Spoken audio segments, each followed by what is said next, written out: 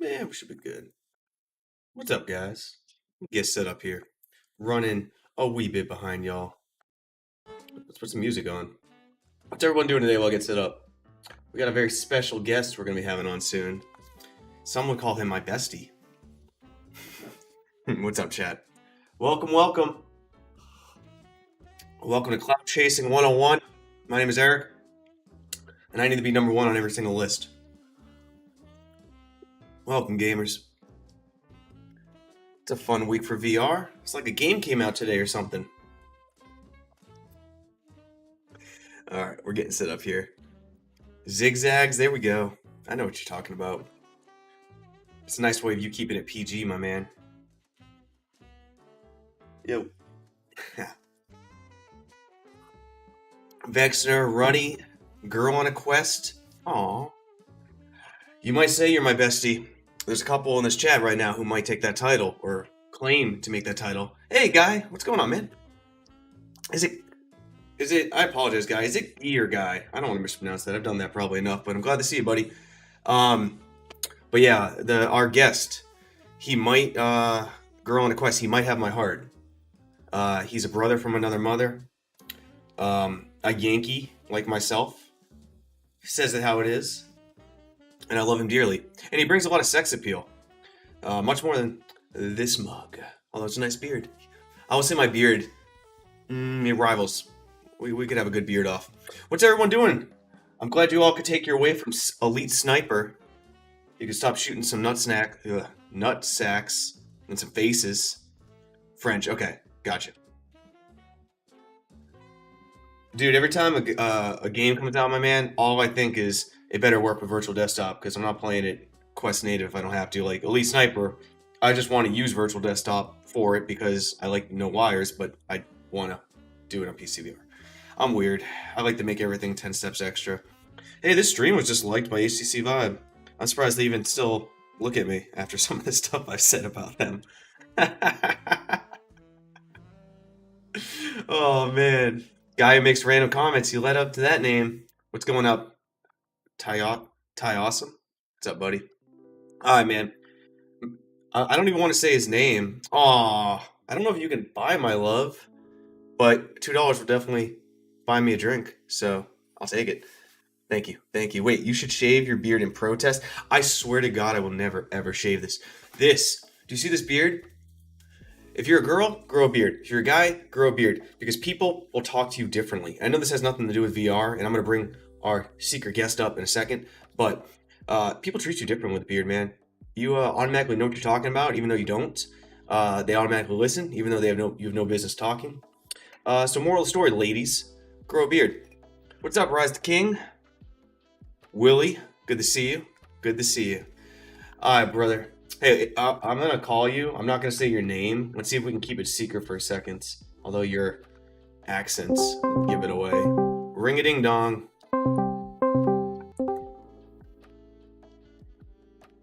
What is up, man? Shh. We're going to bring him on stream.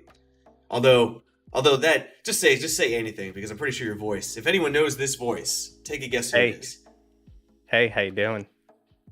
Can you say more than "Hey, how you doing"? Like so they can give a little. How you doing? What's going on, Eric? What's going on, everybody? What's going on? I think that should be enough. That should be enough. Does anyone know that voice? It should be fairly. I feel like you have a very like your voice is your voice. I don't think it's close to anybody's. No, I get I sound like PSVR Frank. I get that a lot because you know he's another New Yorker. I could totally see that. All right, man. Let's bring you on the screen. If I didn't mess this up, Girl on a Quest. I'm building a game called Suzu the Wasp. Shoot me a DM on Twitter so we can talk about that. Oh, dude, brother, you got a couple people. I think they got it. There you go. Boom. Let's get you up here. There he is. The good old Mateo. How you doing, everybody? Give yourself a little shout out, man, for everyone who doesn't know who you are, but they all know who you are.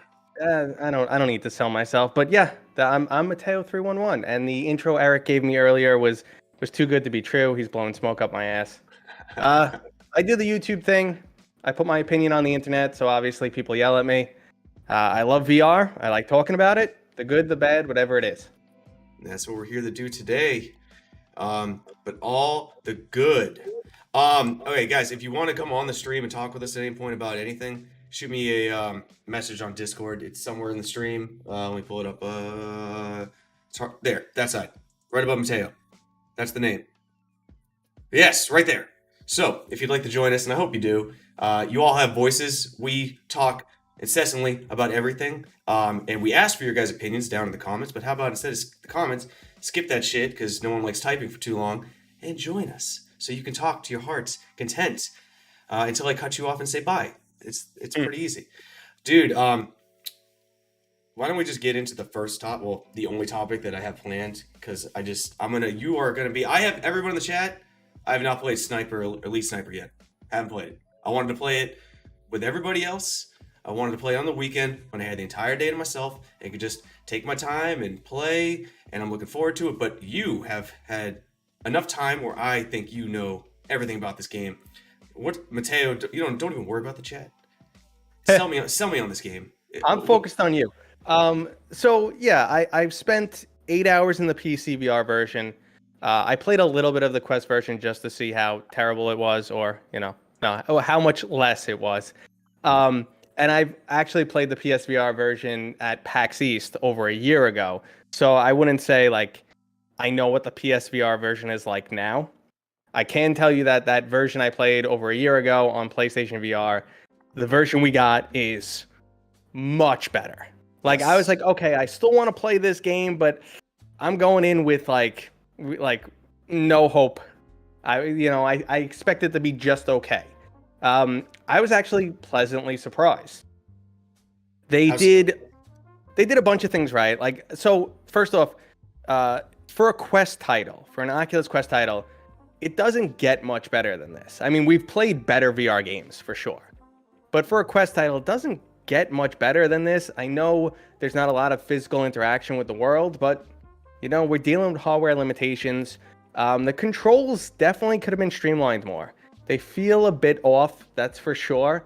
But you do adjust to it. You shouldn't have to adjust. Like when you first pick up a weapon, it's a little awkward, racking the bolt and loading your shotgun. But once you've been in the game for like 2 hours, you've adjusted to it. You shouldn't have to, but you feel in control. But overall, like, I think they didn't make mistakes like Medal of Honor. Because Medal of Honor, like, the game would load up and you just stare at people talking for like 10 minutes. And that's not the pace a VR game should be at. No. I was reading, I read like Upload VR's one, I read Road to VR. They could not have been like more opposite. I think Road to VR was a 5 out of 10, and Upload was 4 out of 5, so 8 out of 10 roughly. Yep. Yeah. Like from outsider looking in, like I haven't played it and I plan to. Like I feel like I usually land somewhere in the middle between Upload VR and Road to VR. I think Road to VR is hypercritical. They're like really big on the fundamentals, where Upload VR is more on like, is it fun? And I usually land more in the middle. But I think the only thing that matters, and it's like I don't need a 10-minute I don't want to read a 10-minute article to figure out the question is, and I think what everyone in the chat would want to know if they buy the game, it's got its problems, but is it fun? If the answer is yes, that's what matters. Yes, I mean, and that's the whole thing. Like, I find myself enjoying it. I think they made a lot of right decisions. Like, the game starts you off, and you're in like a beautiful, villa in Italy. For me, that actually there was like some emotion immediately. You see family playing in the background. You look at your hands, and you're an old man, and it tells a story by like he's retelling his war stories. And you have a book that lets you navigate the different levels. And I know Road to VR didn't like this mechanic, but I thought it was cool. It's like it's almost like his memoirs, and then you open to a page and it's a story about the war, and you load it, and he does like a quick narration which sets the tone for the level. And then when things happen, he narrates throughout. And I'm like, this is good storytelling in VR. Because a lot of games fail at storytelling in VR. Like just sitting around and looking at people talk is terrible. Just standing there, it's terrible. Yes, most of them don't even tell you any story. Like it's kind of like the illusion of story. Like until you fall. Kind of an example. Like there is a story, but you kind of gotta put the pieces together. The narrator only says 3-4 things. You get a couple screens when you die. You can piece together with the world, especially based on like the announcer saying stuff when you like get to the end of the level or something. But it's not really a story, but it does kind of build one. Dude, I had no idea. Someone, who was it? Where was it? I just lost in the comments. Did you know that Road to VR? Yeah, Koslav. I did not know Road to VR gave the same score to this game as Medal of Honor, because I don't agree with that just by what I'm seeing. Yeah, see, and I did read just recently the Road to VR review, and I was like, I agree with some things they're saying, and I don't agree. They said, oh, it has the same pacing issue as Medal of Honor, and I'm like, no, you're so wrong, because the problem was Medal of Honor was like, okay, a giant loading screen that takes forever, a 2-minute shooting gallery, a giant loading screen again, and then you stand around and watch people talk for 10 minutes. Yes. And it's if it didn't crash on you from the beginning. If it didn't crash, yeah. Yes. So that's Medal of Honor. This is more like, okay, you get a tiny little intro. It's just ambiance. You get 4 lines of narration. Then you have a, anywhere from 10 to 15-minute level. And then a little bit of narration, and the level closes out. And I feel like it's paced perfectly for VR. Hey. I don't know. I'll give my review. Hey, guys in the chat, I do want to have a little spicy of a topic, since both of us are creators up here. How long does a creator have to play a game, or anybody play a game, to give a review on it? Because I've spoken privately with more than just Mateo here about subjects like this, and there will be no names dropped out here because I have no confidence in actually like to keep friends. But there are some people who because you can see them on Steam, play the game and review it for 8, 10, 12 hours. There are people who put videos out who you can see on Steam they've played for 50 minutes. Now, if it's me, you got to beat the game and maybe play it a second time roughly to kind of take your time slow or look through things and kind of test things. Play the first time for fun. Don't go in it with like the attitude of, I'm going to test everything. Just go, have some fun. Because fun is fun. Fun is fun. Then maybe I'll go back and I won't even guarantee that. Maybe I'll go back in and be like, okay, let's take it a little slower, certain things, see if it worked. But chat, and Mateo, I'll let you go next, but chat, guys, what if you saw somebody on Steam write a review and you saw a time played? What's the cutoff where it's BS, where they have no business really giving a review, and what's the time that they should be putting out there? Mateo has played, by the way, I know he's told me over 8 hours. So he's got, in my mind, more than enough time in Sniper Elite to give me, 8 hours, if you got a job, a family, he's got a kid. 8 hours is like 3 days, 2 kids. That's like 3 days in kid time. So to me, that he knows the game. He knows the game. 3.14 hours. And this is actually a good topic. And I feel like as content creators or just people who put their opinion up on the internet anywhere, you're going to be judged. And who's to say what's exactly right and what's exactly wrong? But you definitely need more experience if you're in a position where you're making a recommendation. And I've been going back and forth with someone today. Like, they're like, no, this game is terrible. How could you ever recommend it?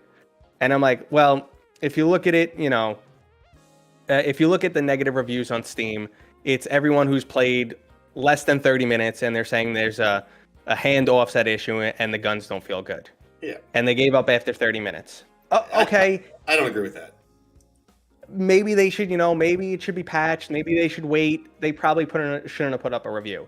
Then you have other people who are using like Steam reviews and Oculus reviews, just ways to share their content. They play the game for a little bit. They're like, here's a link to my review. But it's like, if you played 60 minutes, you shouldn't be recommending it or not. You can maybe, if you want to post first impressions or gameplay, fine. Sure. And I always hate recommending something. That's always tough because you're spending your money, and I never want people to like misuse their money. I talk about this a lot. So recommendations are always tough for me. I usually say, if you're this type of person, if you're looking for this, then you'll probably enjoy it. And that's how I try and wrap it in. But you're right. I think you should try and finish the game if possible. If it's one of those games that doesn't finish, is extremely difficult, whatever the case is, you do your best, but then get a better feel for it. When I started the game, like the first 2 hours, I was like, okay, this game's okay. And then actually I got more impressed, which Mm-hmm. was completely unexpected. The level design gets better towards the middle and the end, and then they start saying my name a lot in the game, which makes it even cooler. I got a little bit of a controversial take on at least the time frame. So if you're a content creator and you've got the key for free, I actually will respect that a little bit more because if you get the key, I think it almost incentivizes you to at least give it longer than you normally would. I think there's a lot of people who might be smaller creators who, if you don't get a key, you're paying for the game. And I think in the back of your head, that return window is Yep. always going to be in it. And that's why I see a lot of reviews less than 2 hours because people have a limited budget, and that's respectable. And they are going to play it. And if they don't love it in 2 hours, they're going to return it. But if I know someone got a key, I'm going to expect your review to be more than 2 hours of playtime because you have there's no repercussions. Put some time into it. If you got a problem with it, just put some time into it because there's no skin in the game for you other than getting it out to the public, which, if that's your main prerogative, you lost me already. I mean, and then, the counter argument for that is if you want to recommend against the game, you've played less than 2 hours and you found some like critical issues or you got stuck, progression stuck, or whatever the case may be, or after 2 hours, you're like, I am completely sick of this game. I will not play it. I played just up to my 2 hour window. Maybe then you could, voice your opinion and be like, listen, I don't want to give this game more than 2 hours. Yes. Again, that's not a full review. That's just like, okay, I paid for this and I want my money back. That's what I've decided. I decided I'd rather my money than this game. And that's a completely okay position to have. Yeah. And when it comes to like multiplayer games too, like I can't vouch for Road to VR because I don't think I paid attention to if they did anything with Larcenauts, but like Upload VR, like they took a little bit extra time on that review. They did what you said. They did a first impressions, and then they literally didn't give it a score. I'm like, we'll come back to it in a little bit. Then gave it a score. Well, There was a lot of brownie couple. points. There was a couple things with Larcenauts too. Like, there's a huge difference between playing with a group of like, I don't know, maybe there was like 100 playtesters out there. Yep. It's a big difference between playing with 100 playtesters, which is like primarily East Coast, West Coast, UK, and that's like it. And then playing out in the real wild when it's available to everyone, cross-platform, stuff like that.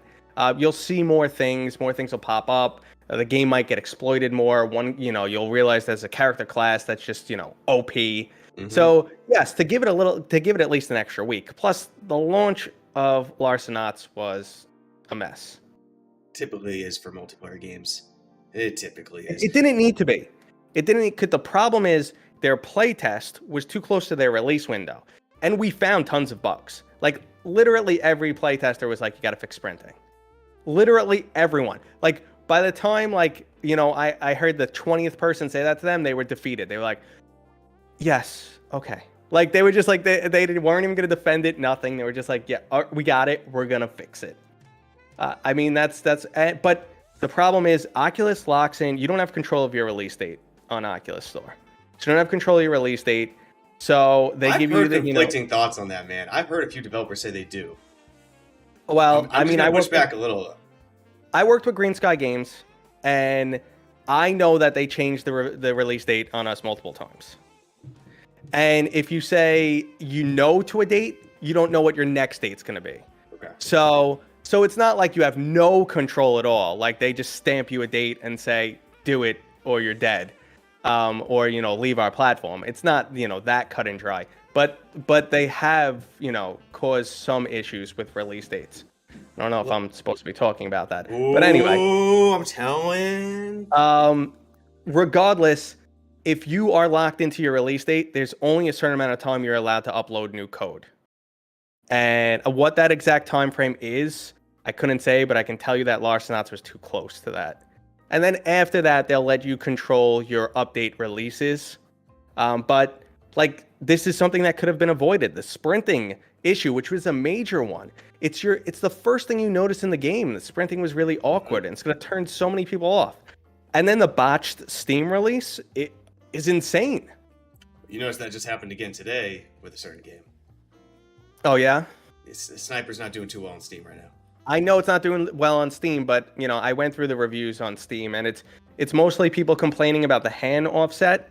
And if you go back, over a year when I was at PAX East, I said to them, my hand doesn't line up. And they said, oh, that we did that on purpose. It makes sniping easier.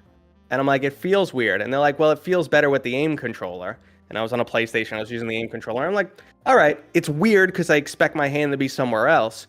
And I think this is just kind of like maybe not a great decision, or something they couldn't overcome, or just like a factor in porting between, aim controller and other controllers, that they didn't port Yo, it well, or they just said this is good enough, people get used to it, whatever the decision was. I actually got a guy who actually has a game accepted to App Lab who wants to come talk. So that might be a great person we could pick their brain a little bit on. Also, guys, while I get this set up and bring him up, if you'd like to join the stream, please do. I'd like to hear from you. What's your thoughts about what's going on in VR? Anything? What's making you happy? What's making you upset? I don't care. But we get to talk all day long. I got a Twitter account that I nonstop tweet about. Teo and I like to we say whatever we want, but ultimately I'd like to hear from you guys a little bit. Let me see if this works, keeping you up on the screen, Mateo, because I didn't plan at all for this. Homeboy, I hope you're ready for what's going. Oh no! I think it broke, guys. Oh no, I got you back. I got you back. Oh, I'm back. Yeah. I don't know how this is gonna work. But we're gonna make it work. I got an idea.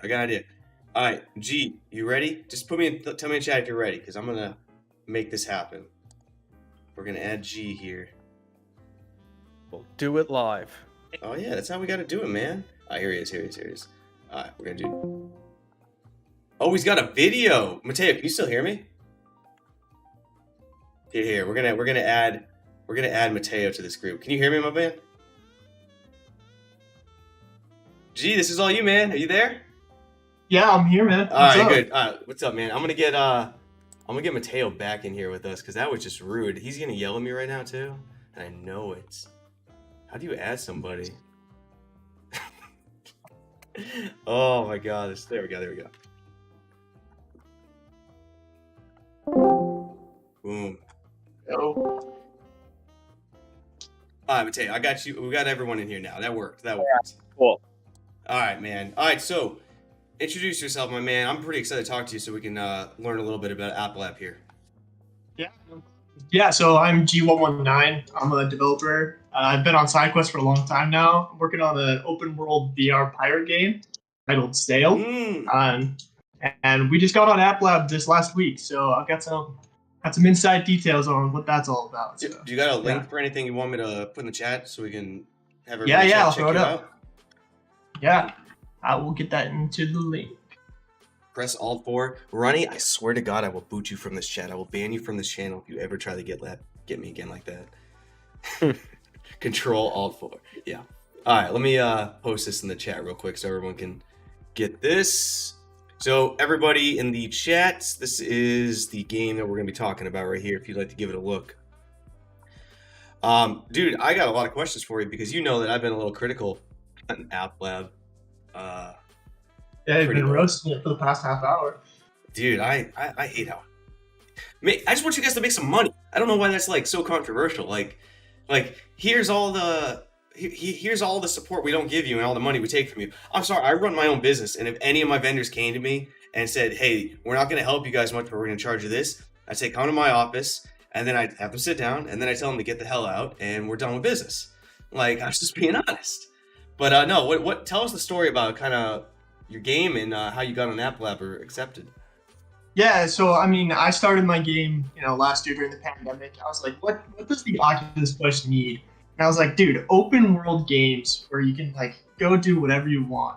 And I was like thinking through it, and I was like, pirates, man, like who doesn't want to be a pirate in VR? So I literally, my first build that I pushed out was just a ship sailing infinitely into the horizon, and you could climb up the rigging. And I put that on App Lab and kind of explained, hey, I have this idea for a game. And people were like, this is really cool. And like in the first couple of days, we got like 200 downloads on SideQuest. So I was like, okay, I'll just run with it. And so I've been working on it for almost a year now. I was able to secure a little bit of funding to be able to work on it full time.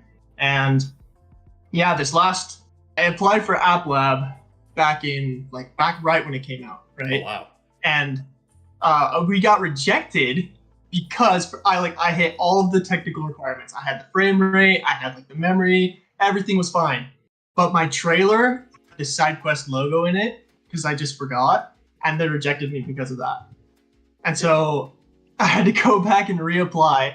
And luckily, the second time through, like I got on there just fine. But we were talking earlier about the scheduled release thing. I was supposed to be testing this like scheduled release, and at no point in the process did I ever see like, hey, what date do you want to be your release date? And so like I had to push a crappy build. I'm sure the same thing happened with Lancelot and those guys. Like I had to push a crappy build. I was scrambling all last week to fix all the bugs that were in that build because I didn't actually know when the release date was. So it's kind of crazy. That's unfortunate that they're forced to push it out, because I think like Godin just said it, like he's like, push a complete game out. Now I know on App Lab I don't think anyone's expecting a full complete game. There's a little bit of a difference, especially because you're not paying for it. However, I don't know, a lot of people who create stuff, like Mateo, myself, Thrill, BMF, he's in the chat, Victoria, like people who create stuff, we're kind of like our largest critics, and we're real big perfectionists, even though we know that there's not any amount of time in the day that we'll ever be able to spend as much time as we want to make it perfection. But at the same time, to have those like weird deadlines to force you to do it, it's a mind blow at some points. But I'm really glad you did make it on there. That's good to hear. I mean, I'm very much pre-alpha, so the stuff I put out there, like, there's tons of bugs, and luckily I have a community that just goes and rips it apart and tells me, like, this is bad, this is wrong, blah, blah, blah. And, like, it's nice that people kind of expect that from my game, because, like, if you do push a polished product, people expect that, and if they find bugs, they're mad. But, you know, I'm pushing it out more as, this is pre-alpha, we're still working on it, and people are like, this is a great idea, let me help you, like, get it where it needs to. So that's the way to go. I don't think I've ever heard Absolutely. your thoughts, Mateo, on like App Lab. Like, So, well, I mean, there's a lot to say about App Lab. You're completely right. They're taking a cut and, you know, not helping them in any way, shape, or form. When you're on the Oculus store, there is some benefit. You know, you get some metrics. You get publicity. You know, if your game's doing well, they put you right up in front, and then a lot more people see you. You're not really getting the same thing from Oculus when you're on the App Lab, but they're still taking their cut. I mean, it's nice that they're making it easier for games to get on, and we don't have that hurdle that, you know, you have to do developer mode and sideload. That's great, but that's the only benefit, like, that I see. yeah, the like the puzzling places. By the way, guys said with App Lab, technically you can just not share the link until you're ready, because there's no way for folks to discover your app/game, or am I wrong? And that was to you, G, but I don't know if he's wrong. I just know that it's frustrating. Like, I showed it on a tweet one day about puzzling places. Like, you type puzzling places in, it doesn't come up. It doesn't come up at all. It doesn't matter if you scroll all the way to the bottom, it doesn't come up. There's other games that will. It gives you the suggested typing, which is nice, but you have to specifically type in puzzling places, space, dash, space, beta, space, dash. And if you don't have anything right in that space, the dash, whatever, it ain't gonna come up. And then if you do type it in perfectly correct, it is the 10th one down after Super Hot and Vacation Simulator and like other things, which is really frustrating. Now, by the way, I don't want to keep calling you G, because I know you're using, what is your name? I'm sorry. Garrett. Garrett? Yeah. All right. Garrett, have you seen the article? I think Road to VR posted it about what they might be bringing to App Lab for purchases. The in-app purchases and stuff like that. Yeah. Have you guys gotten any word of that, or know anything more than just kind of what we know from being able to go to one website, basically? Yeah, so on the developer dashboard, they've already kind of got like placeholders for the stuff that's going to be there. Like, they have the metrics in place, and they have like the little click down for like where I assume you're going to be able to like set that all up. As far as like the way that's going to be implemented, the only thing I know is it'll probably be like, you know, any in-game purchase, you know, click a button, it'll take you to the store really fast, download whatever, and then boom, you have it in game or whatever. It'll be interesting to see how they implement it. Me personally, for my game, like, I definitely want to do like cosmetic in-app purchases. Like, I think it'd be cool if you can buy, you know, a cooler pirate sword and, you know, avoid all the like pay to win type stuff, but like have some other way of generating revenue, you know? So yeah, like we haven't heard much, but I'm assuming that's what's going to go on. But yeah, we're still just as much in the dark as you guys. I hope it comes. I like. Wait, Mateo, you might know. You know your numbers better than I do. Like, how many users does like Gorilla Tag have? Like some ridiculous amount. Oh, I I just saw it like recently too, and I cannot remember. But it's a stupid number, yeah. Yeah, it's like a stupid high number, but I don't know if they're able to make any money. I know they have like on the Steam side, they have a way for people to like donate. I've like played like Cards and Tankers right now. They're not an Apple app, so they have like you PayPal the guy and they send you some coins. Like, but it's all outside just trying to make it work. But I've got to imagine like it was some ridiculous number. Like, was it over 100,000? Yes. Like 600,000 or some stupid number. And if they could have some way, like I don't care if Apple App gives you no visibility and really nothing else. If they give them the ability to monetize in any way, even if they take 30%, if you have that many monthly users, like, okay, we're talking now. Now I'm kind of with you, Apple App. Like you give them that ability, take 30%. I don't care. That 30% is going to equal a lot of cash for them. A lot. So, Yeah. As far as users go, so my game published last Tuesday on App Lab, right? And my like download and user growth over this past week has just gone up exponentially. Okay. So like you definitely get a way bigger user base thanks to App Lab. But yeah, it's like you said, until there's like in-app purchases and stuff, there's really no way for us devs to make much money off of App Lab unless you make a paid experience. But then people expect the quality of a paid experience, which is hard sometimes for us indie guys. Well, I mean, you see the benefit of just pulling away, that one roadblock of side loading. There's plenty of people who are not going to do it. So, but like I said, that's the only, real benefit from App Lab right now. By the way, that Gorilla Tag number was over 600,000 unique users. That's ridiculous. Yeah. Why? Why is right? Why is so right? Catch so much heat for that. I can't explain it, man. But I don't want to talk about. We ain't here to talk about Gorilla Tag. Let's talk about your game, though, man. What would you like the chat to know? Because I want your community. It sounds like it, and I think people have been bringing that up. The communities for these games that are in App Lab are your marketing team. Like they really are. I don't know what builds a good community. Like we've talked about this on like different debates and like different streams.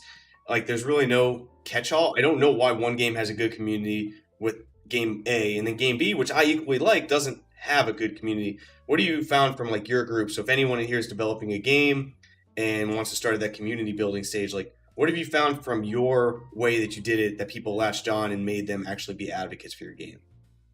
Yeah, so definitely one of the big things I've done is I've like validated my thoughts with the community all along the way. So like just today, we redesigned the logo for our whole game.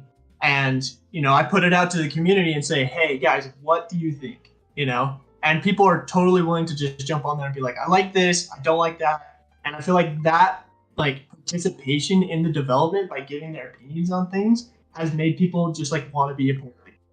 So that's, like, if you're a developer, like, start building your community early. Like, I started my Discord server when I only had, like, 200 downloads, But all along the way, people just kept joining, and it had like, they saw the vision for the game, and they were like, hey, you should do this, and I would respond to them and be like, hey, that's a great idea. Like, I'm gonna put that in my idea list. I have all these ideas. In fact, like most of the great ideas I've had for my game have been thanks to the community kind of spitballing things at me. And so, like, if you're a dev, use your community, like validate your thoughts and feelings with them. Start a Discord and like be active on it.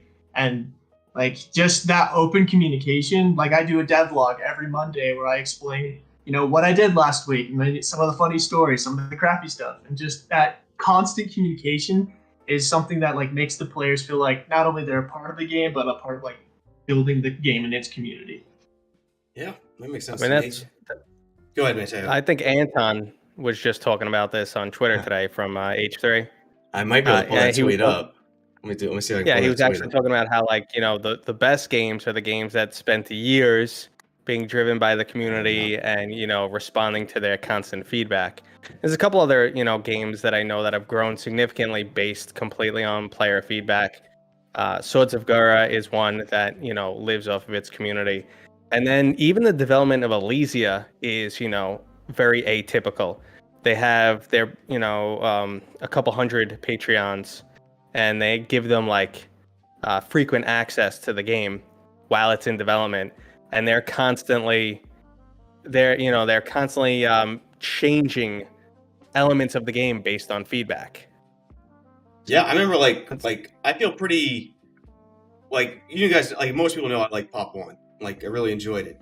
Now I don't think it's my favorite multiplayer game. Like I like Pavlov better. That's just my personal preference. But the reason I was so big on Population One, and I still am, is like I felt like I was part of something from the beginning. They were an early alpha forever. Like that game has been in development forever. Like Mateo, how long were you playing it like before it came out? I think I had access for 6 months before the game launched. Yeah, and I think I was right around you, but there were other people who had it well before we were even in there.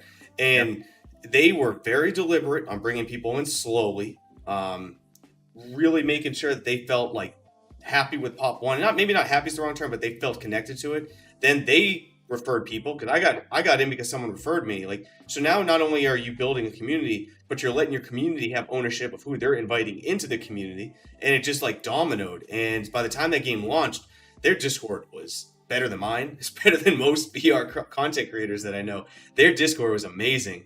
And look what happened with the game. To me, it was I count it as a very large success. It's still going, very strong. Yeah, for sure. You know, it's one of the few multiplayer games to launch past a certain point that actually survived. Yeah, I don't know what the number. I really wish Oculus would show numbers.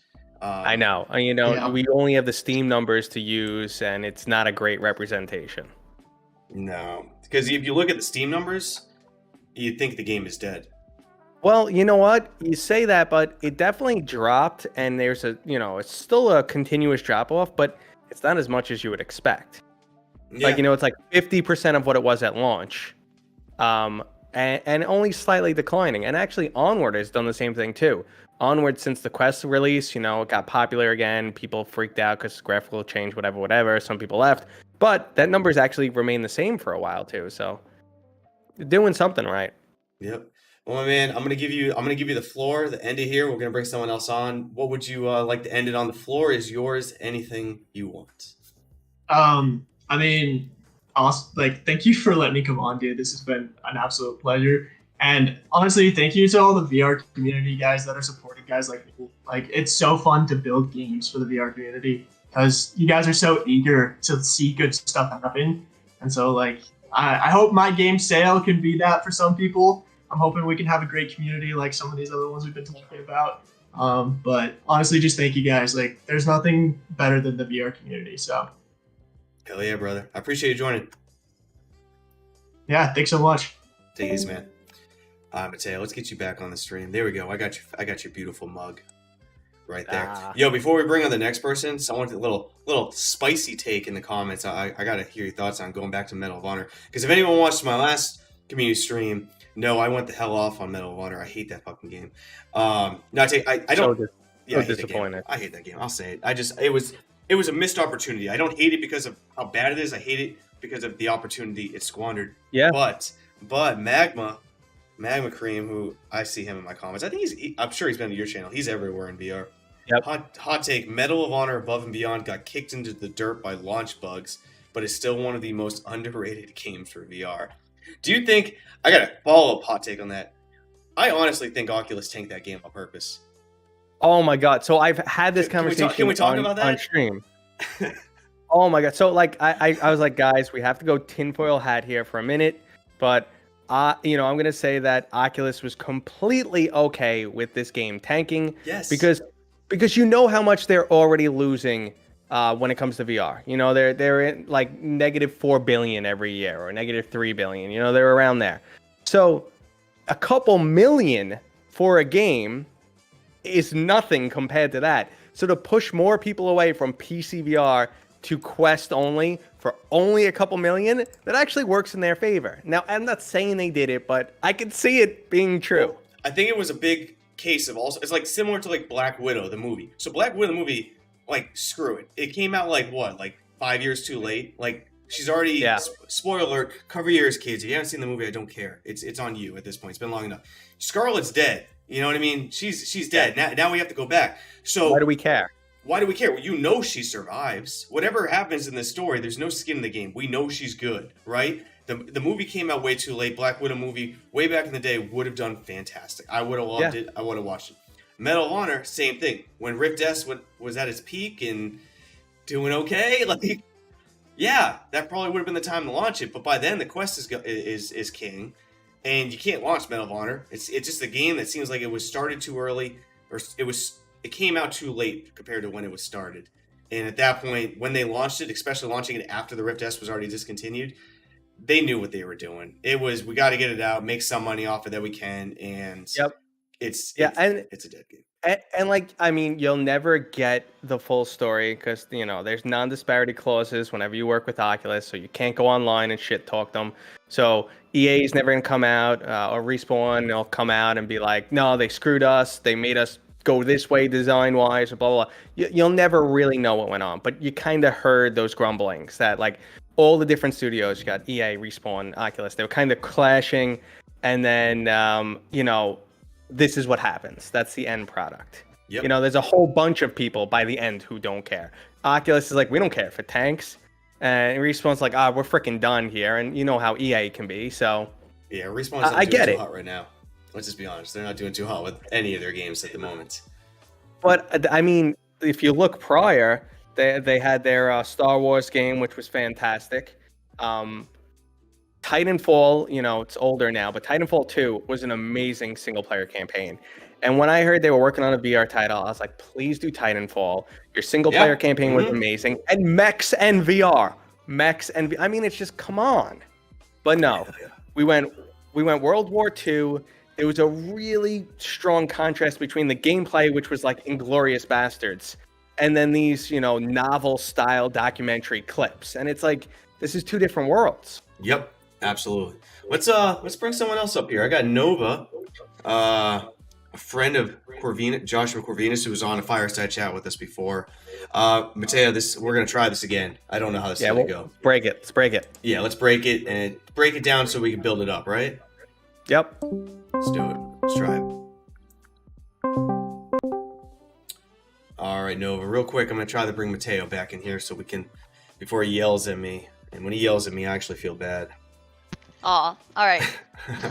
I feel worse when Mateo yells at me than like my boss. I don't know why. Mateo, you're my favorite person. Let's get you back in here, my man. Mm-hmm. Boom, boom, boom, boom. Quest 2 OLED, yay or nay? Yeah, I mean, it's not OLED, right? I don't know what the question is. It's not OLED, but I would like it to be. Wait, Mateo, put your video on, my man. Well, it came up with no video option. What? Try disconnecting and reconnecting your webcam. You're on. You're coming. It's loading. It's loading. Yeah, there we go. I just gave it a kick. Yeah. Wait. Hold on, real quick before we get into this. What did I just say? Hold on. Was that Quest 2 OLED? Yay or nay? I don't really understand the question because it's not OLED. I want OLED. I don't know. What do you want, Mateo? I want OLED. Like, honestly, I'm one of those people. Because colors and interpretation, we all see it differently. We just agree what blue looks like red, yada, yada. I'm one of those people where OLED doesn't make a big difference for me. And I know that's not everybody. Because, like, you know, everyone went on and on about how bad the index black levels were. But you play Half-Life Alyx, black looks like black. Yeah. So, you know, those developers knew what they were doing. At least, you know, they knew their hardware. So I think, it can work just fine. There were areas where the index doesn't look great. But I've never said, crap, this headset looks terrible because of the black levels. But that's me. I see things differently than you may see them. The thing about it is that when you have an entire LCD screen and it's fully immersive, your brain adjusts to the black level. So as long as your quote-unquote sort of really, really dark grays are not too close to the blacks, your brain will recognize that as, oh, yeah, that's black. It's supposed to be. Counterintuitive, you actually turn up the brightness and then the blacks start looking blacker. Yeah, your eye actually physically constricts. That's a good point. It just adjusts to it whenever it is. Except if you have my dumb eyes. All right, Nova. I don't know really what you I appreciate you messaging me, but I didn't fully understand your message. What's going on with you?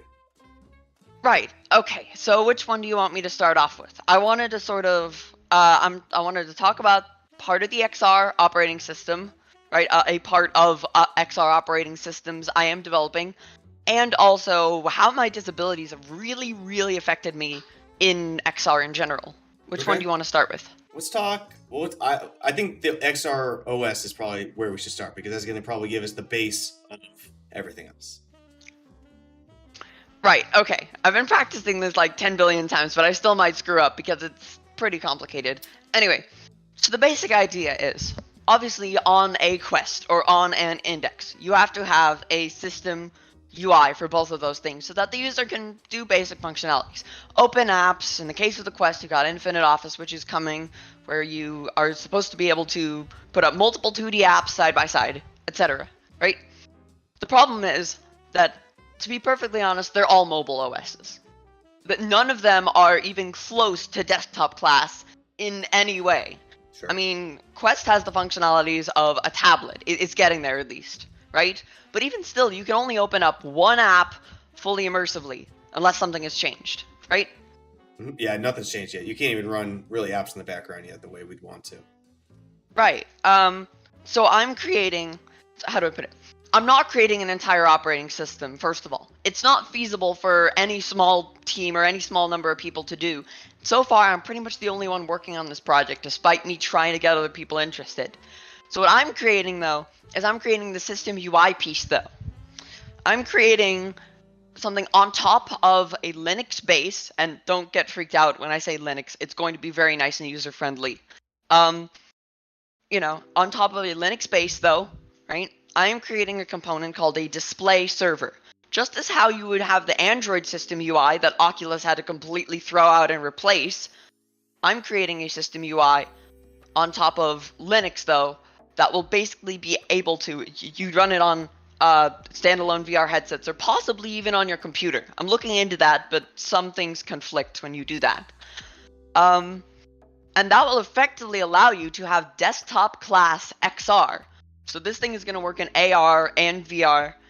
And unlike the other systems where the developers and designers had one particular UI goal in mind, right?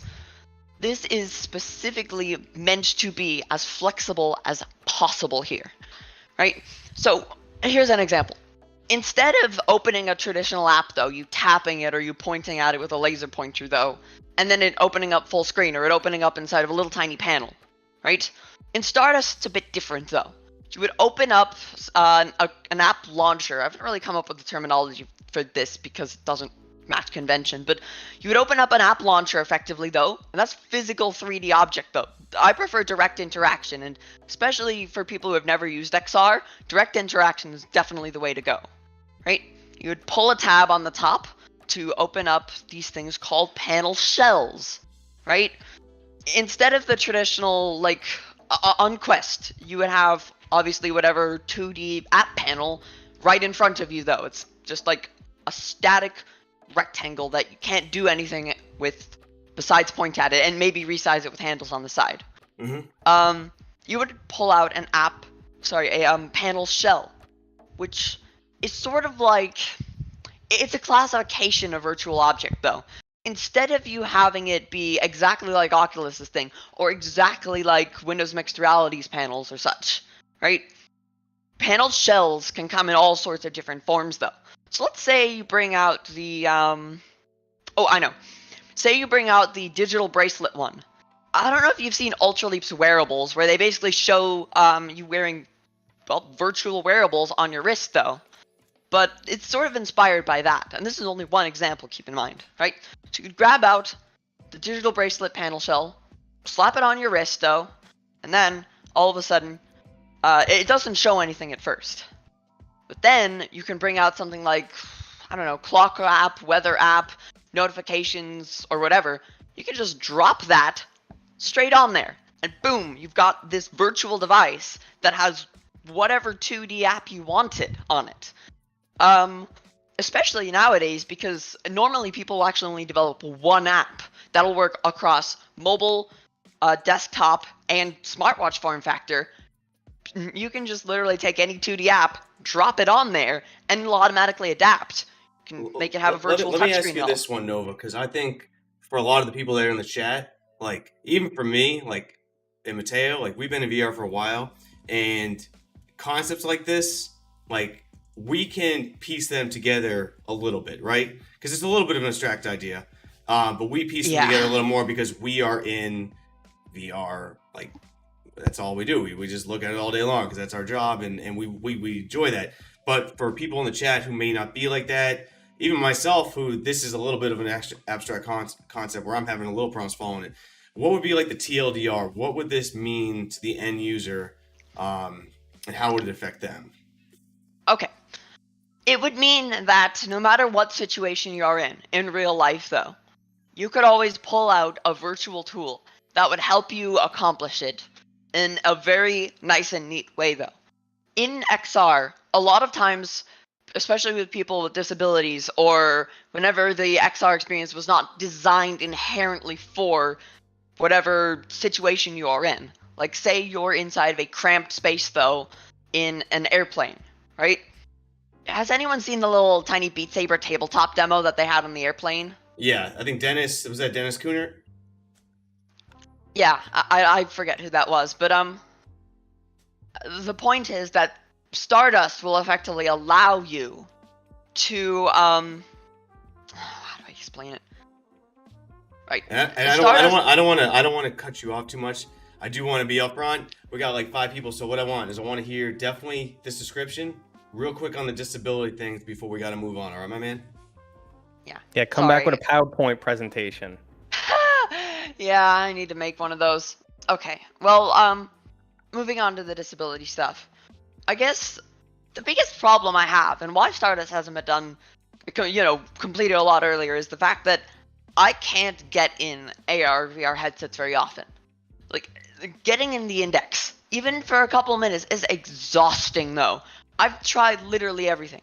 Tried Nreal, I've tried Quest, I've tried basically every XR headset on the planet that I could get my hands on. They don't work basically for me at all. It's either a vision issue, a comfort issue, or both, right? Some headsets like the Nreal, I can't even see. They're 100% blurry because my eyes don't accommodate those. They don't change focus, right? Because of some eye disabilities. How am I supposed to develop for XR when I can't even get inside an XR headset for any length of time?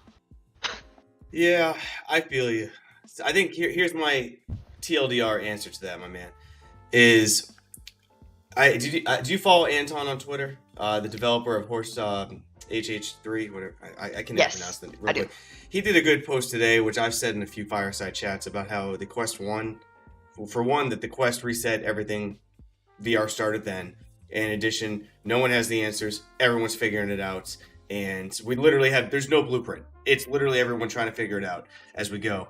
And while accessibility is probably one of the most important things to people, especially when you talk about a possible next computing platform, it needs to be accessible because information is power and everyone needs to be able to use it. But if we can't even figure out how to make a VR game, or the most basic of VR games, like really the most basic of, there's nothing that will work. It comes down to chance at this point almost. Then I give them a lot of slack on everything else. I really think the Quest reset everything. We're in day 1 right now. I think in a decade, I'll be happy with where we're at on accessibility and comfort and everyone being able to use it. So I feel your situation, but I honestly believe it's just a reset. And unfortunately, we can't even figure out a VR game. There are people that are just not going to be able to use VR at this point. And I think it's the physical headsets, though. It's the hardware that's the problem. I'm already trying to solve the software with Stardust, though, right? And I think I'm going to do a pretty good job once I get it more up and running, because I'm still in development very much. But yep. Well, Nova, I appreciate you shopping up. I didn't mean to cut you off too much. I think this is one of those topics that I need to do. Maybe we have you on solo one day, and we can get through this in a little bit more. We have more time for that, but hit me up, okay? Sure, I will. Thanks so much for all all of this. Absolutely, my man. Yeah, and you can just get me at TechnoBabu on Twitter if you have any questions, since we didn't have much time here. Thanks. Yeah, throw it on the chat. Okay. But I do have someone who had some opinions. He's got some stuff he wants to blast off at us right now. Love opinions. Bring them on. No, he's mad. I think he's not mad. Mad's the wrong term, but he's got some stuff to say about some of the stuff we've been talking crap about Gorilla Tag and Medal of Honor. So let's give him a call. And like I said, when this messes up, I'll get you back in here.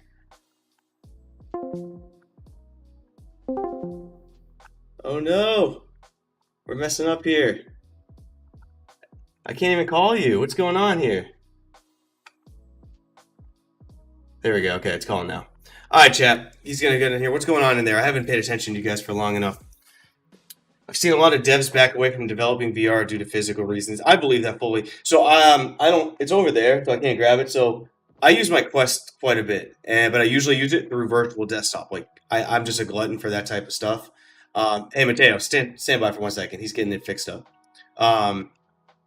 But even then, I have the Oculus Quest, a Vive Deluxe audio strap, and a VR power behind it. It's uncomfortable as hell. Like, it really is not that comfortable. Here we go. Let's get you in here, man.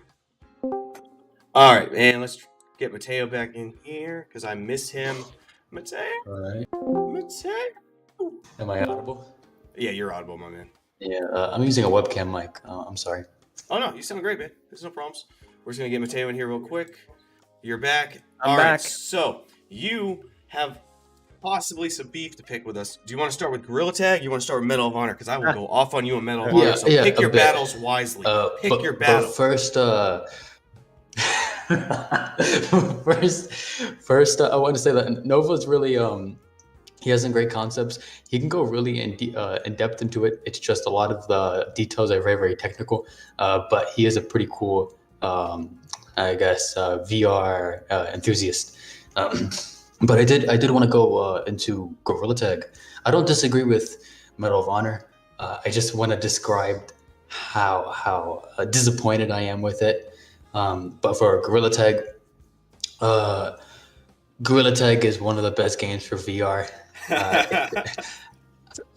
True. It's true. Go off, Mateo. I'm gonna let you talk, but I'm gonna jump in for just 2 seconds. Like, I feel like Gorilla Tag sits solely in that area where anything can be great with a good group of people. Like anything, like, you know, lighting poop on fire in front of someone's house and dinging the doorbell and running away. Like, that could be hilarious, and that's just terrible. I mean, like, it's not a good game on any level. And my experience with it is I've just been thrown into rooms with tons of racist Mateo does not people. speak for me, everybody. Mateo does not speak for me. I've been thrown into rooms with, you know, like tons of racist people and little kids and tons of like inappropriate stuff going on. And that has been my experience with Gorilla Tag. And, you know, and then my arms hurt. I don't get it.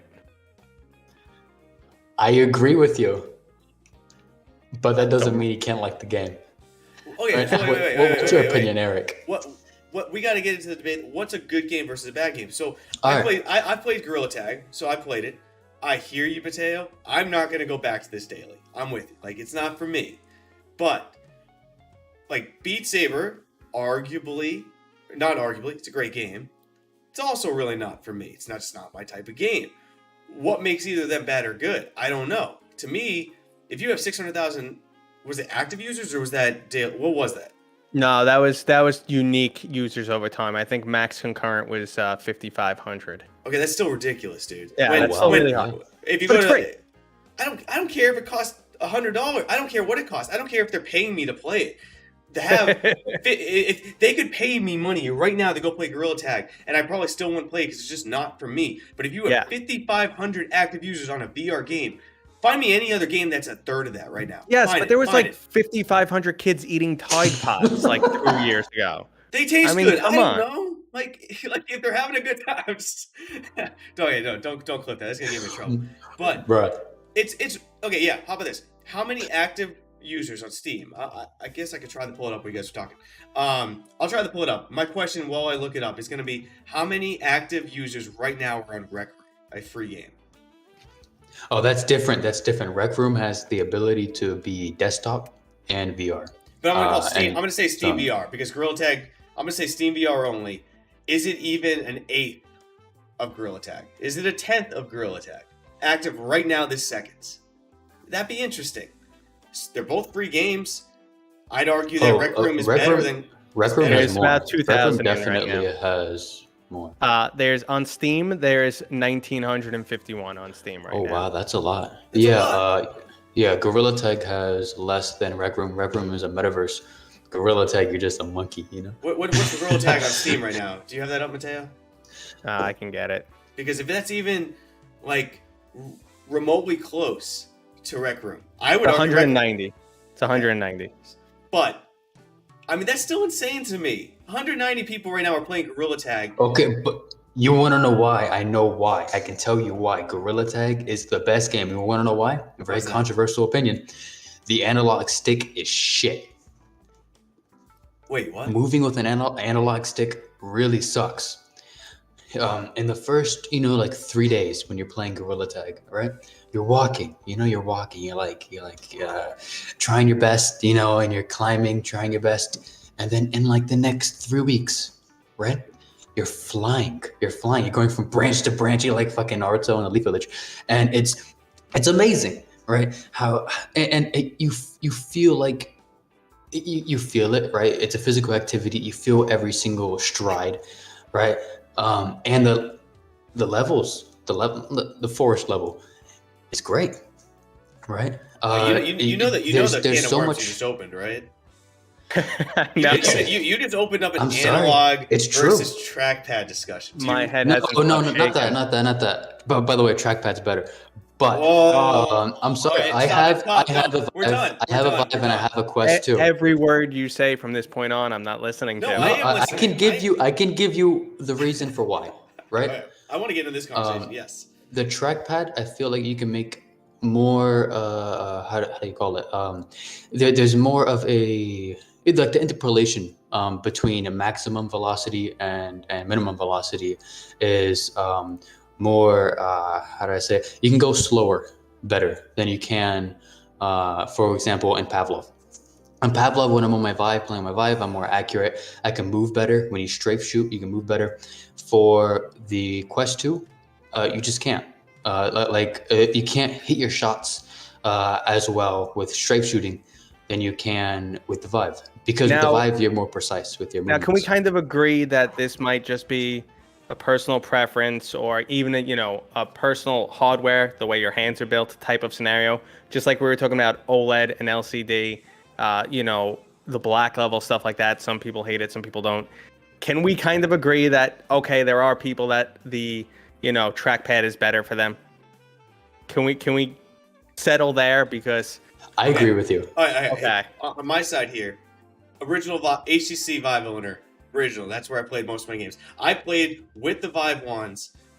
I have used Vive wands more than any other controller. Okay, for a fact. Especially because I break my index controller so much that I would have to go back to my Vive controllers constantly while the RMA was going on. So very, I think, good to sit. I have a good experience with both on having to use trackpads. And Pavlov, since you brought that up, Mateo knows that's my game. Like, that's the one that I spend the most time on Steam. I have the most hours on Pavlov and everything. They have like 500-600 hours in that game. I play much better with thumbsticks on that game. Like, much better. The trackpad, like, you do not have that. I don't like when you said you have the fine motor movements on those. I have the opposite. I have it on the thumbstick. The trackpad, I feel like I'm limited, very limited.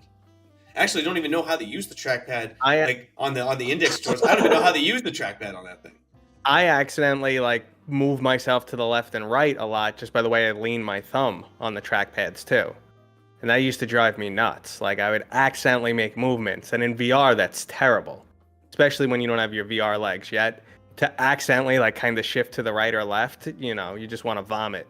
So trackpads, I was never a fan. Those Vive wands are way too big. Like, you slap them together when you're trying to load a rifle or something. In VR, you smack them together. No, they're not good. They're good for self-defense. Yes. Yeah, I agree though. It's unique. It's fine. It's a unique take though. I think I should be on the 100 original voices in VR. Ooh, we're gonna talk about lists here. Okay. Now I do want to speak about Medal of Honor. Yes. Okay. And I do want to speak about how Vince Zampella, the head of Respawn, also developed the original Medal of Honor, Allied Assault. And as you know, the Normandy level was fantastic in that game. And to just have the entire series. But by the way, Vince Zampella, he had disagreements with EA. He went off to create Call of Duty, right? So you would expect the person to now be head of Respawn, right? To work on the new Medal of Honor for virtual reality, to create a next level experience. And what we got was, of course, not that. So just the fact that we had the original guy, we had lots of the original people. We had it on a new platform for something like the assault on Normandy, right? That was really immersive at the time. So you would expect VR to make that more immersive. For it to just fail so hard. You're gonna make me rant again. It makes me frustrated. Yeah, I know. I'm a broken I'm record. on the boil too. No, I'm here. I got one more point after this between Mateo and I, Epic. So this will be my rant. But for the billionth time, billionth time, story. Like, and I don't say that as like it has to be that way, because I already have said a few times no one knows the answers. There is no answer. So this is not the answer. This is though when there's what I look for, like in my day job, is I can't always solve a problem. But I look at all the problems that I know I can't solve, and I look at the one that I have maybe the most ability to control. Maybe not solve, but I have the most ability to control in the situation to make all the other problems less impactful. So if I have a VR game like Medal of Honor, and it's built with a fucking 2070 requirement, which no one has at the time, for minimum, not feasible. It's PCVR only, and the Rift S discontinued. Like, I know all these things are coming where it's not going to work. What's in my control? The story. What would make someone care about going through this shooting gallery? The story. Like, that's why I think it's so important. It's not the answer, but I think it's the only thing VR developers maybe have the most control out of the plan for is emotional impact of a story, because you can write that and hopefully people respond to it, but every other issue you might not be able to control as much. Done ranting. Mateo, you can finish this rant off if you want. I mean, I feel like there's a couple other scenarios. I mean, obviously, you should be tracking down control issues.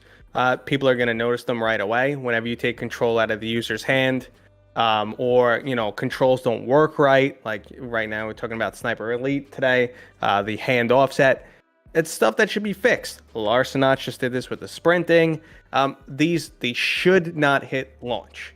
At this point, there's also the set scenario at this point of like features you need, snap turning, maybe seated play, whatever it is. But there's a big list of those that, comfort settings. Some people need them, some people don't. The option should be there. So those are the basics. Then you have what you said. But yeah, story. The only problem with story is it's not always easy to make a good story. They could have tried. They could have thought that story was a winner and it was the best story ever. It's pre-written. Honestly, it's World War II. It's pre-written. Ali's right. He said nobody knows how to tell a good story anymore. I agree. You're not telling one. It's pre-written. There's like a billion books and stories on World War II that I have read in my life that are so impactful. Just copy them because they're true. They won't. Yeah. Honestly, Oculus didn't care. It was PCVR's like dead to them. Releasing it for PCVR was kind of a death sentence too. That's unfortunate. That's a whole nother story. Yeah. All right, Epic Star Wars fan, thank you for joining the stream. I got one spicy topic I want to hit with Mateo at the end of this, and we'll all right. Thanks. Thank you for having me. All right, Mateo, let's end it on this, and I'm gonna put you on blast here. Not big blast. Don't worry. No, it's cool. Go for it. I don't care. Can we talk Facebook real quick and Oculus in the market? And not in the sense I've watched anyone who hasn't watched Mateo's videos on this subject, like they come from a place of honesty. Like there's no incentive. He's not going negative for clicks or he's not going positive for clicks. Like it's honestly just his thoughts. And that's why I want to ask him this question, because I have been guilty. Like I've made literally a video before I kind of changed topics right before my kid was born.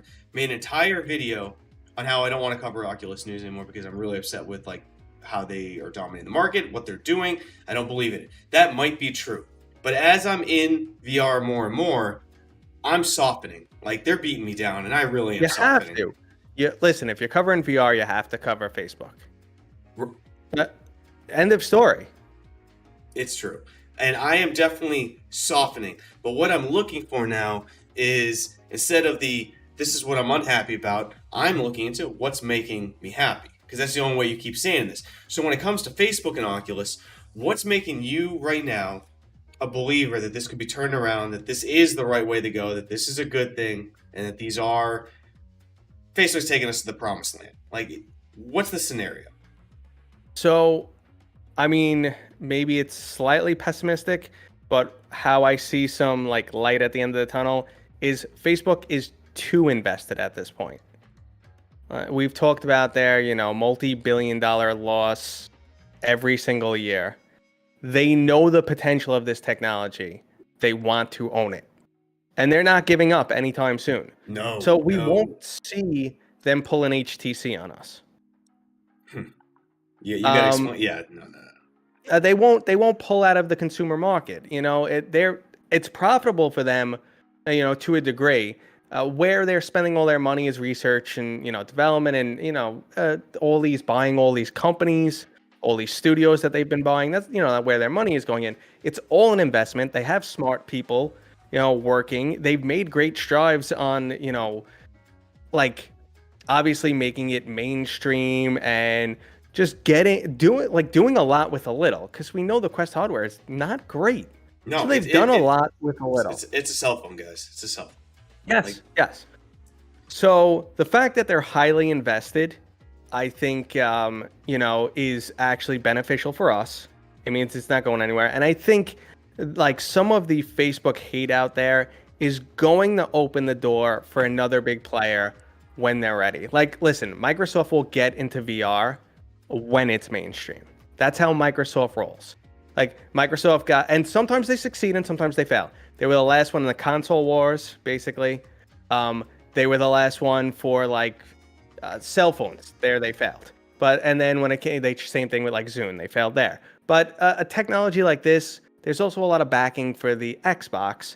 So I think they will eventually get into VR, and they own some great studios and they can do some good stuff. And then, that hate is going to push these companies. And, someone like Valve, I think, feels like Facebook has taken their baby, because they were all about VR. They loved VR. They were pushing VR. And they were working with Oculus before Facebook bought them. And then they had to, partner with HTC. So I think Valve wants to go, listen, okay, that's great. You have your fun Quest over there, but this is the way VR should be. And they'll drop some more like Half-Life Alyx style content on us. Yeah. Because I think they like doing stuff they like doing. Like they like doing stuff that they think will be cool, like Half-Life Alyx. I mean, the company is definitely not close to as big as Facebook. I think they're worth $10 billion, and Facebook just hit $1 trillion. Well, it's like when I say I'm softening, like I'm with you fully. Like God damn, man, it's so hard to explain. Like I look at, like, let's just look at Facebook, the platform, like Facebook itself, not the company, like the actual social media, Facebook. Like, okay. I only got into it. My Facebook profile, which I don't really use at all, was made by my sister when I got to college. She's like, you have to have one, which she was kind of right. You have to have one. And I've looked at what it's done to like my friend's mental health, to my mental health ever since I got into it. I don't particularly buy into it. I'm not a believer in that's the right way things should be. I think it does a tremendous amount of good and a tremendous amount of hurt. So I personally don't want to be like connected. Like, I wear an Apple Watch right now, right? I don't mind being connected to Apple. Like, something about them and their business model, and at least what my entire life has been using their products and how I feel like I've been impacted. I don't mind having them on my body and saying I represent them. I don't mind that. I personally would not want to use a Facebook branded product if I didn't have to. So that's where a lot of my like animosity has come from. I'm softening in the sense that I go, okay, just because I don't like them and I stand by it, I would rather not have Facebook branding on me. Well, why would anyone else come in the market if it wasn't proven? So I'm in the automotive industry. If there was no body shops around my area, why the hell would I get into the body shop business? But if there was a bunch of other body shops around one massive compared to everyone else like Facebook, okay, they're making everyone buy into it. They're proving a point, and maybe I will never be as big as them, but they made the path that this is possible. So maybe someone else comes in that's more usable. Maybe Microsoft, Apple, all of them now come in because of that. That's where I'm softening. I'm not softening the stance that I want to have a Facebook headset on my headset. I don't, or on my head. But I'm softening the stance that, okay, they're probably getting me closer to someone who I do want to use. Yeah, and I mean, I think that's what I was getting to in a roundabout way. They'll show off the potential of this hardware. They will do the initial legwork for other companies. And then another huge player can eventually get involved. And we've seen this with, other emergent hardware for the longest time. I mean, when you go back to the Facebook account stuff too, yeah, I like being affiliated with the Facebook company itself. I understand. I try to detract from that. I try to because I know at the end of the day, people will get over almost anything. Oh, they're tracking me? Oh, I don't care. You could put a chip in the back of my neck. I'm with you. Yes. Am I getting a cool headset for a cheap price? Whatever, They don't care. Just like to give the metaphor point is that there is a whole generation of beings, human beings that have grown up giving up their privacy for convenience and individually have not seen any repercussions. So you can't judge them when they're okay with all this because their entire life they've given up given up privacy for convenience and have not directly had any negativity come their way. So it's understandable. So stop being an asshole. If not you, there's people who are just assholes about it. It's like, no, they've grown up their entire life giving up privacy for convenience, and it has not bitten them in the ass. So don't blame them. Let's be honest. And listen, that the information Facebook collects on us is definitely used against us. Listen, there's no way around that. And yes, other companies do it too. I hate that argument. Everyone should be judged. Yes. Everyone should be judged on what they are personally doing. What someone else does doesn't make you more or less guilty. Yes. Okay. And I like to use it. If I was on trial for murder, I couldn't invoke, I couldn't say Charles Manson killed more people. So, my one murder shouldn't count. Or, what about OJ? He got off.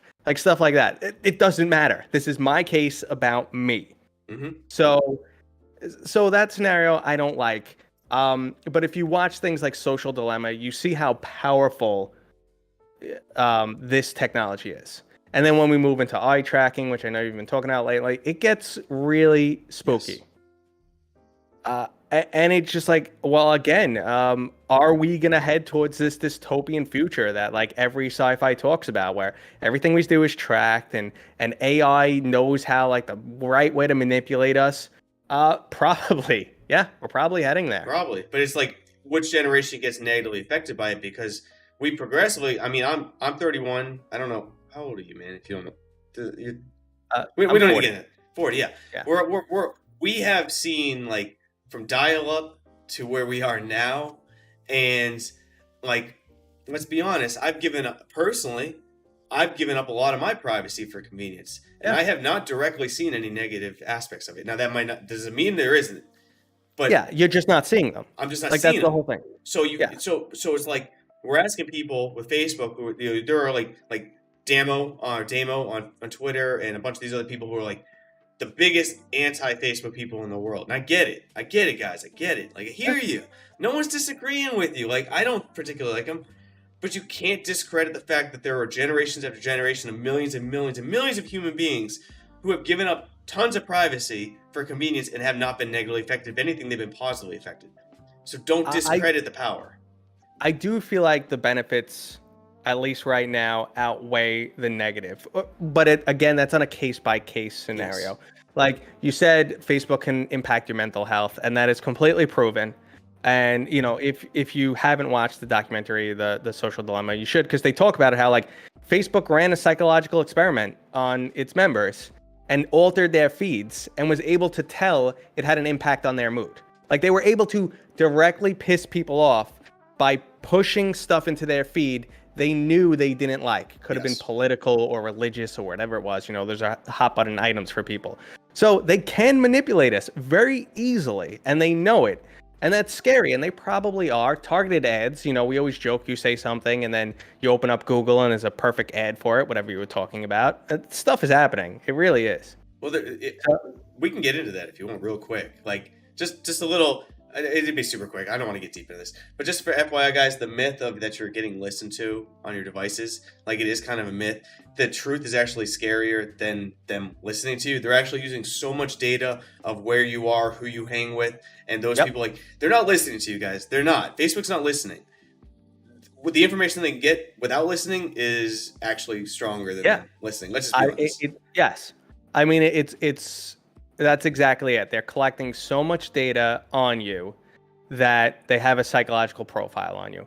And that's why, you know, Facebook is so big on the account, one account, it's got to be you, because they want to know you down to a T so they can, you know, manipulate you, basically. The final question in my mind would be this. Does Facebook need to be dethroned? Or if Facebook keeps the path they're going, but brings other people in, like Microsoft or Apple, as long as there are alternatives, if Facebook is number one, doesn't matter? That's a tough one. I mean, I think that's the path we're going, and I think that's the best case scenario at this point. I would hate to see Facebook in charge forever. That's not going to change. I mean, Facebook will definitely not willingly, you know, pull other people in. We know how they operate. But if they create this opportunity where other people can make money, well, Microsoft would definitely jump on this. Like I said, they're just always late to the party. It's how they operate. But I'm sure they've been talking about it. And, you know, they do have some headsets. They're, you know, the Microsoft Mixed Reality, the Windows Mixed Reality headsets. Yep. So they do have some knowledge on the hardware, and they can definitely do it, and they can compete. And yeah, I'm okay. If Facebook does that, they keep driving VR and then eventually bring in other people. Cool. That's like best case scenario. Yeah, I'm okay with it. Like, that's me softening real hard, but it's true. If Facebook's number one, I'm not happy about it. But if there's alternatives, then I have an option. And individual can make their choice on what they're willing to give up for possible benefits.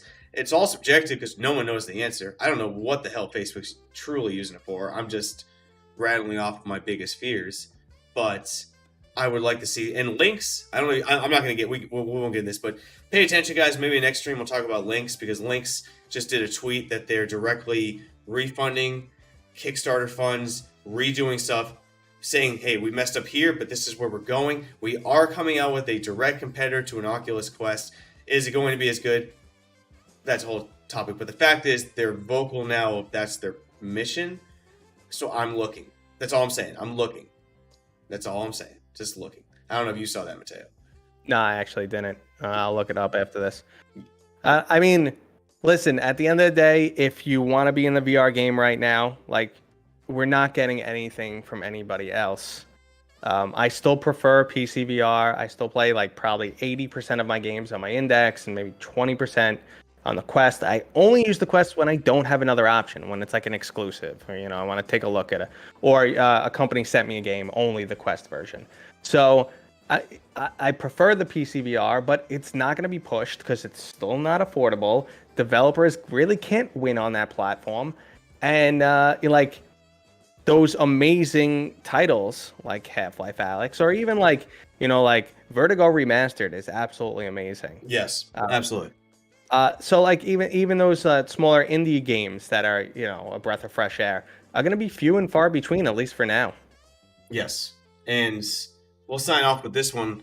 Guys, like I've said it a billion times, follow Anton on Twitter if you need to see it again. Like I've said in 2 Fireside Chats, he said in a tweet. I fully believe it. The Quest restarted everything. It just did. It restarted. So anyone who's been in VR since DK1, DK2, Google Cardboard, Samsung Gear, I don't care. Whatever you started with, congrats. You got in and you were smart and you understand the world that's going to open and the amazing things it will do. You're smart. Good for you. But you're restarting your path. The second the Quest 1 came out, it restarted everyone's path. You just happen to now be more educated, more knowledgeable, and understand where things are going than someone jumping in right when the Quest launched. But it's a fact, it restarted everything. And it's not a bad thing. It can be a bad thing if you want to frame it that, but it doesn't need to be. It's just what it is. It's growing pains. It's growing pains. All I can say, and Mateo, after I'm done speaking here, I'm going to give you the final words, and we are literally going to sign off at that point. But all I can say, guys, is if you're in VR now, just relax. I know you don't want to hear this. Relax, shut the fuck up, and enjoy the games that you enjoy. So if you pick up a game, and in Half-Life, we're not going to say Half-Life Alyx or Boneworks or Walking Distance Centers, just go buy a game. Go in with no expectations. If you are having fun, but there are issues, so be it. Have fun. Just have fun. There's tons of games that you're going to have issues. Have fun. It may be 5-10 years before you get what you want, but that's okay. Understand where VR is going, you want to be in on it. This is internet early days. Don't be the person who's too jaded, who wants to be what you wanted right now. Understand where it's going and be okay with that. It's kind of pessimistic. It's kind of enlightening at the same time, but that's just the truth. Mateo, bring us home. Yep. I mean, exactly what you said. Just the exact counterpoint of that is don't also be like, this is the most amazing technology, take a Quest and tell everyone they have to buy one, because that's not where VR is yet. You might love it, you might enjoy it, but it is not this holodeck type experience, the future that we've been sold on. It's getting there. It's growing. You want to be an early adopter, go for it. I think it's, absolutely amazing technology that's blown my mind. And I will keep supporting it unless something absolutely berserk happens. But I love it. And yeah, and then keep watching Eric for president because he tells it like it is. Yes, but in reality, like Mateo and me, just have fun, guys. That's what it's about. Like, if you're not having fun, stop being in VR. It's anything in life. If you're not having fun, then just take a break. But have fun. That's the motto of these streams. Have fun. VR is awesome. Enjoy yourself. You can do whatever you want, be whoever you want. Just enjoy it right now because it's going to be insane in a decade plus. But that's going to be it, guys. I'll put the link one more time in the chat. If you guys would do me the just honor, because these streams are so long and I don't expect people to rewatch these because we all have way too much to do. I will be taking all the highlights from this, putting them on the second channel in clips format. The channel is doing kind of well right now. It's kind of fun. It's like starting a new baby and people are seeming to enjoy them. So please subscribe. It would mean the world to me. I'll subscribe to Mateo because if you like streams from me, then just watch his videos. And there's all the VR content you need. Videos from Mateo, streams from me. You don't need anything else. Congrats. You win. But that's going to be it, guys. As always, going to end it abruptly. See you next time, Space Cowboys. Peace.